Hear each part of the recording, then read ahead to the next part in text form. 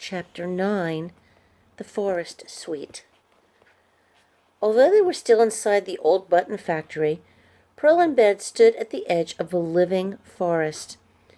A deep layer of dirt covered the floor. Vines sprouted among gnarled roots. Trees reached to the ceiling. Pearl took a deep breath of the warm, damp air. Beads of moisture clung to the tips of branches and glistened on fern fronds. Moss sparkled with sunlight, which streamed through a bank of windows on the far wall.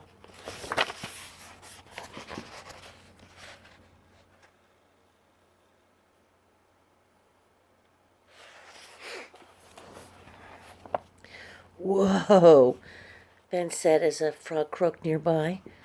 "I want to do this to my bedroom back home. I bet our gardener would help me pick out plants.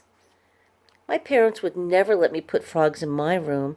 Pearl climbed onto a big rock and stood on her tiptoes, peering over the tops of shrubs. "I don't see the Sasquatch. Do you?" "No." Ben balanced the clippers on his shoulder. "But it's brown, so it's going to blend in with the trees." "Well, we don't blend in," Pearl said. "Our lab coats are practically glowing." Then she called, "Here, Sasquatchy! Here, Sasquatchy!" The frog stopped croaking, but nothing moved. She called again. Where was it hiding? "Too bad we don't have another kit." "Yeah, too bad." The Sasquatch catching kit had contained a number of helpful items: a net for trapping, a whistle for making Sasquatch sounds, a tranquilizer dart for disabling, and a fog bomb to keep snoopy neighbors from witnessing the fur-covered event. The kit also held Dr. Wu's guidebook, which explained how Sasquatches love sweet treats, and a chocolate bar, which Pearl had used to lead the creature through the forest. Sweet treats? She reached into her pocket and pulled out a stick of gum. "I don't have any chocolate, but maybe this will work." "Hey, chewing gum isn't allowed, remember?" "Do you want to find the Sasquatch or not?" She removed the wrapper, then waved the piece in the air. "Here, Sasquatchy, I have something for you. It's strawberry flavored." A grunt sounded from across the room. Then the dirt vibrated with pounding footsteps. Tree branches swayed and shrubs rustled as the Sasquatch appeared, pushing through the dense foliage. Moss and leaves clung to its matted brown fur. The scent of wet dog and sweaty socks surrounded it like a cloud. Pearl jumped off the rock and stood close to Ben. Towering over them, the creature stared at the stick of gum with its dark eyes. "Hi," Pearl said. "Would you like this?" "Don't ask it questions," Ben reminded her. The guidebook had warned that Sasquatches got angry when asked questions. Ben glanced down at its big, hairy feet.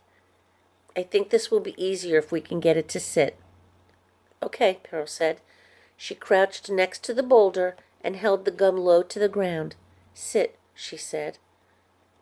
The Sasquatch scratched its sloping brow, then sat on the boulder. Pearl handed it the piece of gum. It popped the gum into its mouth, chewed, then swallowed. "No, you're not supposed to eat it," Pearl said. The scent of strawberry filled the air as the Sasquatch burped. Pearl and Ben stared at the hairy feet, which were as big as a clown's. The toenails were jagged and bristly. "Yuck," Pearl said. "You do it." "Why me?" Ben asked. "'Cause you have the clippers." Ben groaned. "Fine." He knelt beside the feet.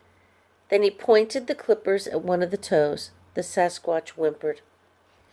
"I'll distract it," Pearl said.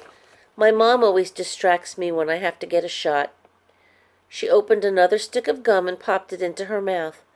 "See," she told the creature. "Chew, chew, chew. But don't swallow."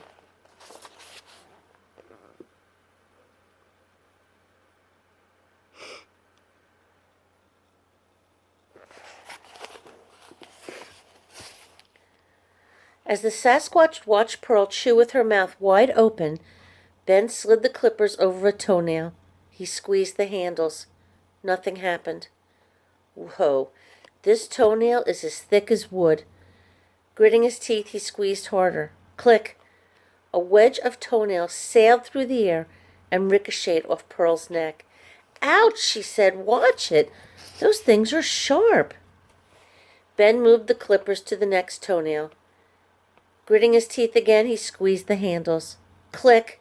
The toenail flew right at Ben's nose. Ow! I told you, they're like arrows. The Sasquatch growled. Keep distracting it, Ben said. Pearl took out another piece of gum. She chewed, then blew a bubble. The Sasquatch made a soft cooing sound. Oh, it likes that, she realized. She blew another bubble. I'll teach you how to make bubbles. She handed the creature a second piece of gum. As the bubble-making lesson proceeded, Ben cut another nail. He ducked as it flew over his head and impaled a tree trunk. Who knew cutting toenails could be so dangerous? Do you think a Sasquatch is a level 1 or a level 2 on the danger scale? That last toenail nearly stabbed my eyeball. Maybe we should get some safety goggles. Then Ben's mouth flew open, and he dropped the clippers into a bed of soft moss. Speaking of eyeballs, he pointed. Pearl could tell from the way Ben's face had gone pale and the way his eyes had widened that something was behind her. If Ben had been smiling, she would have whipped around, eager to discover whatever cute little creature was hanging out in the forest suite. But his pointing hand started trembling. Pearl froze. What is it? She whispered. Ben, what are you pointing at? I don't know, he stammered, but it's huge. Pearl didn't like feeling afraid.